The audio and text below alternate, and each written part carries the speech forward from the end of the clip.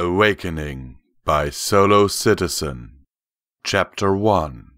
Attacked. Present day. Lumina bobbed her head to her own rhythm as she drifted through the heavens over a plain of reflected starlight.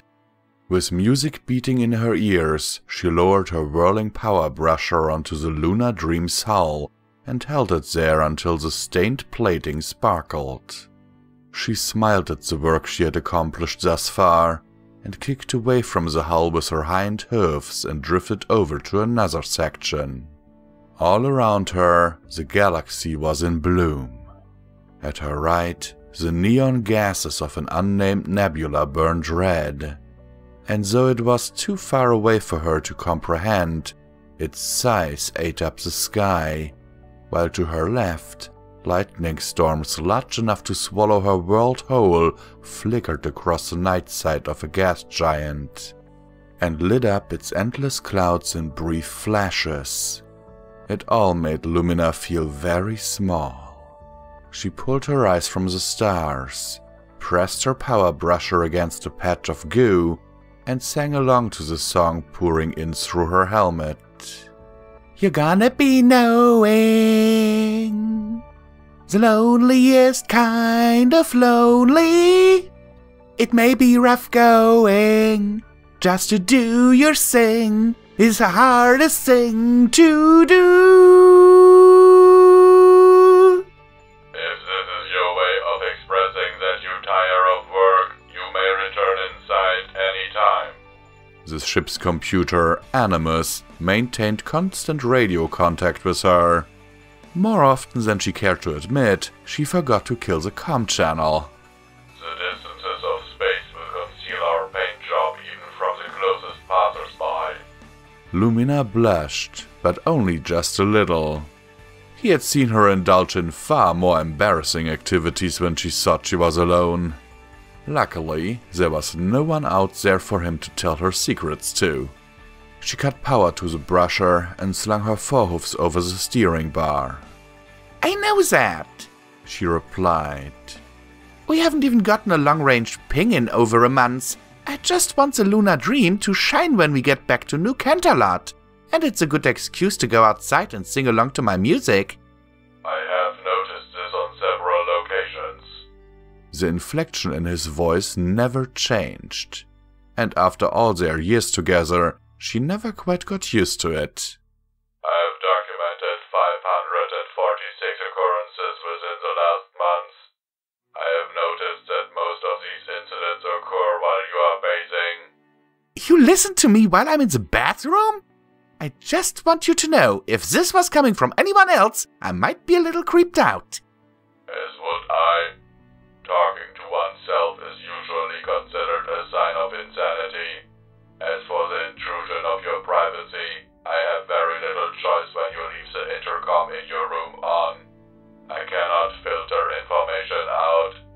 A dark wall raised up from the bow of the ship, over the spinning ramjet thing, and down to reactor dome where Lumina toiled away. The darkness shot up her suit and registered as a sudden cold on her heads-up display. It was the shadow of a gas giant. It blotted out the stars overhead. You know what? I think the ship is clean enough for today. Lumina tapped a button on her forearm to kickstart the magnets on her hooves and let them pull her down to the hull.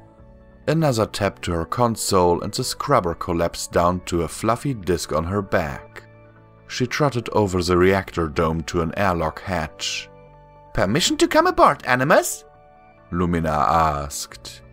Always granted, my one and only friend. The hatch popped open, and a warning flashed over Lumina's heads-up display right as an electromagnet locked onto her and pulled her into the hatch. As she shot into the heart of the ship, green and red safety lights on the side of the tube moved up her visor like water droplets over a windshield. The lift deposited her in the dorsal airlock seat 2, a well-lit room that always smelled like antifreeze. After 3 deep space transport assignments, she had memorized the name and location of every hatch, bulkhead, cargo hold, engine room, and transmat station. She even named a few. Space travel was, after all, boring. Lumina stood up on her hind legs and pried the helmet from her head, minding her unicorn horn as always. She dropped back down to all fours and used her mouth to pull her free from the rest of the suit. It tasted of sweat and plastic, and frankly, that taste was the worst part of any trip outside. Her white coat shimmered with perspiration under the LED light. The excursion had been far less kind to her mane. Its golden yellow color turned a nasty dirty yellow and sat on her head in as much disarray as a bird's nest. The grime was a small price to pay for a few hours outside. The faster-than-light freighter Lunar Dream was approximately 1.2 kilometers in length. That said, the vast majority of the ship housed an enormous dark energy reactor and the FTL drive shaft, and only a tiny fraction of it was left over as living quarters and Animus's AI core. Luckily, the cargo itself was immaterial. Lumina and her AI companion were en route to New Canterlot to deliver a digital copy of every book in recorded history, along with news and information picked up along the way. It was the most important, and by far the most valuable cargo the two of them had ever handled, but also the most entertaining. I'm going to the observation deck to do some reading. How's our approach? Lumina shook out her knotted-up tail and set a quick pace out of the airlock. All systems are functioning within standard parameters. Animus's voice followed her out of the airlock and into the hyperlift across the hallway, and continued, unbroken, as the lift sped up the spine of the ship. The gas giants LF-131 and LJ-130 are aligning as scheduled.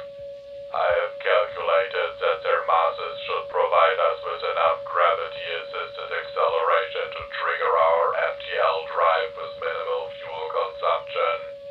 We will be entering FTL space as planned at 300 hours on the 5th day of planting season, 10,056 AC, roughly 6 hours from now. Great job, Animus, as always. The lift hummed along with a smooth vibration. As soon as the hyperlift stopped, and Lumina cantered down the spiral staircase to the observation deck. It was easily her favorite part of the ship. Illuminated by sun-mood lamps and holographic flowers, it always glowed with a creamy light and smelled faintly of spring. It sat just beneath Lunar Dream's bridge, the most forward section of the ship, and provided a spectacular view of the cosmic starscape. A hoof full of tables, couches, and a hardwood floor pulled the room together. Tapping a button on the table stirred up light across the surface. Within seconds, a menu coalesced in green and red words, and from there she used her hoofs to navigate the touchscreen and accessed her current read. A holographic image of the elements of harmony, a revised reference guide, flung up from the table and followed her to the couch. Lumina, may I ask you a question? The voice of Animus whispered out of a nearby speaker. Go ahead. Lumina gestured with her head to turn the page. A pastel image of Twilight Sparkle and the other elements of harmony vanquished some sort of twisted dragon creature filled the page. She flipped by. I was wondering why you have chosen to occupy your time with that book. There isn't much else to do around here. Most of this job involves waiting. I got to find something to do with myself. I am not referring to the act of reading itself. Allow me to rephrase. Why have you chosen to read that book in particular? I don't know. Lumina looked up from the page, then flipped back to the image of Twilight and the elements. The ship's database recommended it, and I liked it enough to keep reading. Lumina pointed at a blue Pegasus just below Twilight Sparkle. Her mane and tail were rainbow-colored, and she was reared up on her hind legs in defiance. What I like most of all are the characters, said Lumina. See her? That's Rainbow Dash. The legends of old Equestria say that she could fly so fast that magic itself would explode around her in a sonic rain boom. Lumina aimed her hoof at a purple unicorn beside the Pegasus. And that's Twilight Sparkle. Believe it or not, when I was growing up, I wanted to be just like her. Equestria, Lumina, please stand by while I access additional databases. There was always a pause when Animus did a search like that. He didn't need to. Information flowed through him near light speed. It took Lumina over a year to figure out he was just acting. He paused so that she felt like he was looking something up. Equestria, the fabled lost continent that according to occult lore sank into the sea approximately 100 years after Celestia. Many fringe religious movements maintain a belief in the myth, despite a lack of historical or physical evidence. I always wondered if you subscribe to such fantasy. You're a talking computer that lives with a unicorn. You want to talk? The words jumped into her head, but she didn't say them. Instead, she snickered.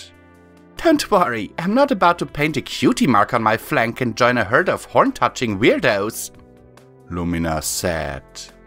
I don't really care how much some books say all ponies are magical. No amount of meditation, study, or horn-touching will ever make a cutie mark appear on my butt, or grant me the ability to levitate books. And same goes for any Pegasus that wants to fly, or any sad Earth pony that wants to become one with nature. I know it's all garbage and it's never going to happen.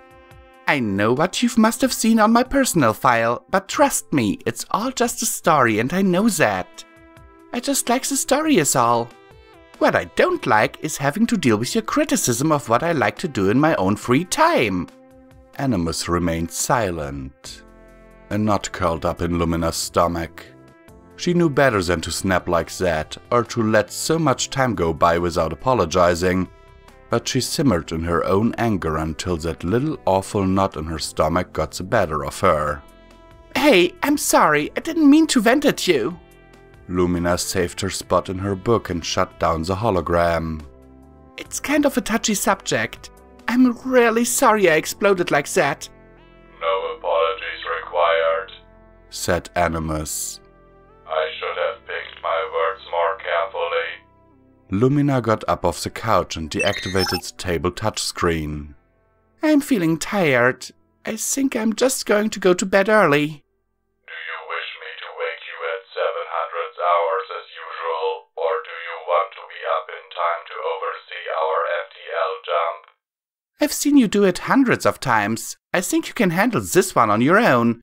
I need the sleep. As you command. In many aspects, Animus was the lunar dream.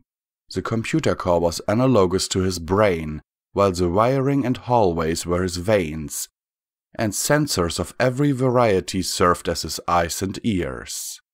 Almost everywhere Lumina went on the ship, his gaze followed. Almost everywhere. Whenever Lumina needed to escape the tingling, "you're being watched" sensation on the back of her head, she just made up an excuse like she was tired and fled to her room. She checked the ship's manual. The builders only installed an atmosphere gauge and a voice-activated intercom there. The Interstellar Express provided her with a pre-furnished suit fit for a unicorn princess, complete with a king-sized bed, panoramic windows, and a shower that also doubled as a massage therapist. However, it was all very white and lacked any sense of heart. She decorated it with personal pictures and lined the blank walls with album art on her first assignment, but the company got upset and told her to clean it all up. So blank and white they remained. The few personal items she brought with her, she kept hidden away. Lumina took a quick shower without even bothering with soap or combing her mane or tail. No pony there cared what she smelled like, or the condition of her mane. She dried herself off and climbed into her bed. Once comfortable, and after she double-checked the door was shut and the intercom off, She reached for the space between her bed frame and the wall. Her front hoofs fumbled blind until she hit the edge of a box, pulled it into the light. She liberated her treasure and held it firmly in her lap. Age took its toll on the leather binding and the gold letters, but she wouldn't have it any other way. The Elements of Harmony, a revised reference guide. She ran her hoofs over the words and opened the book. A picture slid free from the pages, an old still image of a much younger Lumina and her mother. She didn't need a photograph to remind her how wonderful her mother's smile was, or how loving her eyes were. But these were all she had left of her, and she kept them close to her heart, and away from any pony else. She stuck the photograph back between the pages and flipped to where she left off reading. She lost herself in her book and read until her eyes were sore and the sentences blurred together, and then she kept reading. Of all the stories her mom used to read her, that was one of her favorites, and she refused to set the book down until she finished. The story ended with Twilight and her friends restoring harmony to the land, and with Lumina clinging to the book half asleep. She tucked the book back into its hiding space, dimmed the lights, pulled the covers over her head, and looked for sleep. Instead, her mind found thoughts of her mother and a wrenching sensation just beneath her heart. There, on the verge of sleep, a voice whispered to her from out of some deep place in her mind. Nothing is ever lost, and that includes love. Wherever she is now, she'd want you to be happy. The words were not her own. The voice was like her own, but different. She entertained this thought long enough to respond with wordless contempt, then rolled over and fell asleep. Lumina, wake up! The voice intruded upon images of kaleidoscope wings and a neon purple light. They evaporated, leaving her staring up at the ceiling. The faintest recollection of wings and purple light remained. She stretched, rolled over, and attempted to follow the images back into sleep. In her sleep-drunk stupor, she didn't really care. Lumina, please wake up! Animus's voice beckoned out of every speaker in her room. Your presence is required on the bridge. Please respond. After a lazy kick at the nightstand, she rolled back over and slammed a hoof on the intercom button. What's going on, Animus? Do you need help calibrating the FTL?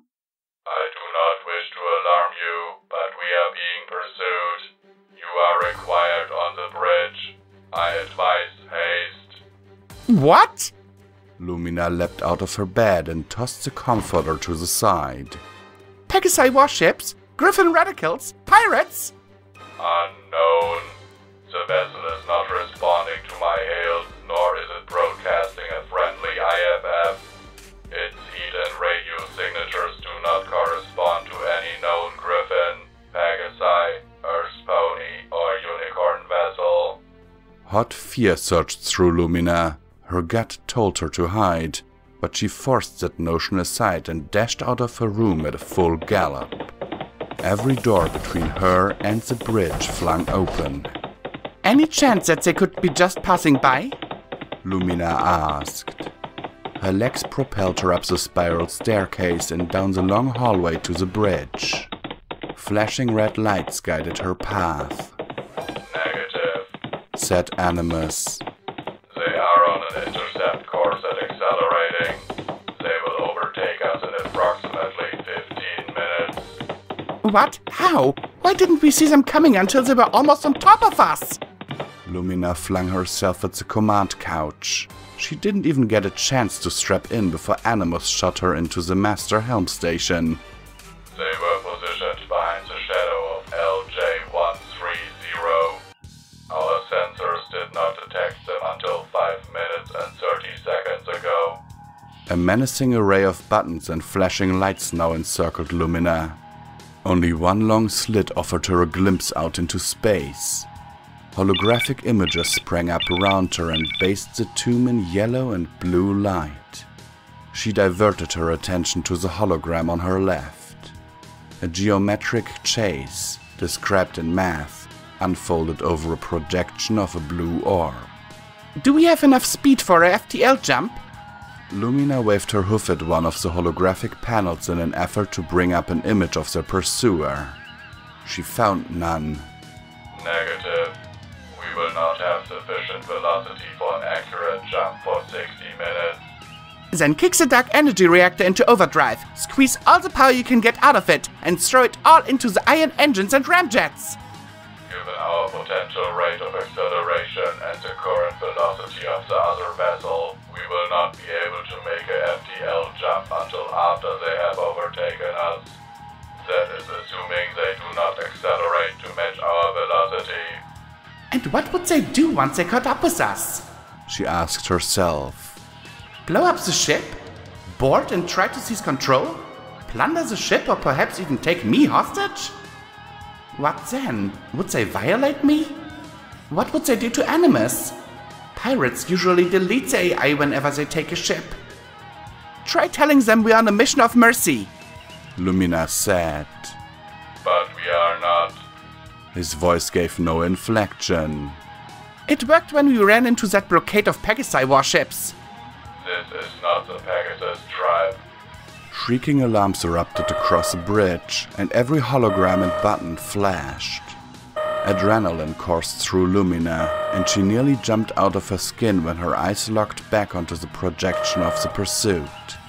A small object was accelerating away from the main vessel and towards the Lunar Dream. Incoming projectile. Said Animus. Firing electronic countermeasures. No effect. A jolt, then a lurch, and all the lights on the bridge blinked to an angry red. Lumina's hoofs moved over the holograms, shaking. The smell of ozone stained the air. She brought up an exterior camera feed. Whatever that projectile was, it blew one of the ramjets clear of its spoke. The hologram showed it falling behind the Lunar Dream and plowing straight into the approaching vessel. It didn't slow down, not even by a pixel. Lumina gulped and leaned back in her command couch. She brought up the emergency override, punched in her code, and disengaged all safety protocols. She wasn't going to let them come aboard. She wasn't going to let them take Animus or her alive. Animus, lock up the reactor and fire up the FTL drive, she said. And plot a course for the next checkpoint on our route. I must remind you that without sufficient velocity upon entering FTL space, navigation becomes impossible. I've disengaged all safety protocols. I'm not letting them get us. Do it, please. As you command. Every light went dark, every siren went silent, and all that remained was a countdown to FTL flight. Lumina shut her eyes tight and covered her ears with her hoofs. She hummed the melody of her favorite song while the tingling itch of FTL space carried her away.